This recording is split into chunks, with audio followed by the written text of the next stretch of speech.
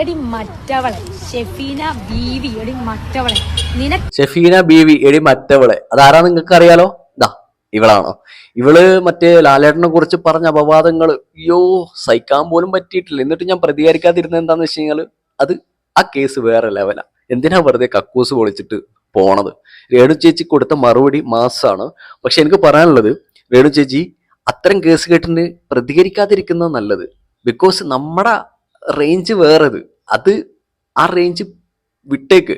പക്ഷെ ആ കൊടുത്ത മറുപടി അത് മാസമായിരുന്നു. അത് നമുക്ക് കാണാം. എന്നെ മറ്റവളെന്ന് വിളിക്കാമെങ്കിൽ എനിക്ക് നിന്നെ മറ്റവളെന്ന് വിളിക്കാം. പിന്നെ സൗകര്യമില്ലടി KHDC ഫിറോസ് തന്ന വീട്ടിൽ നിന്ന് ഇറങ്ങാൻ. നീ ഒന്ന് ഇറക്കി കാണിക്കടി. നീ പെണ്ണാണെങ്കിൽ എന്നെ ഇറക്കി കാണിക്കടി.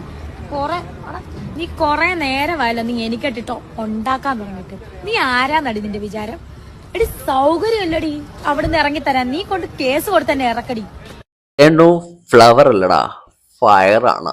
കളിക്കുമ്പോ സൂക്ഷിച്ച് കളിക്കുക. അടിച്ച് അണ്ണാക്ക് കിട്ടിയപ്പോ സമാധാനമായില്ലേ? ശാന്തി സമാധാനം. Okay, by.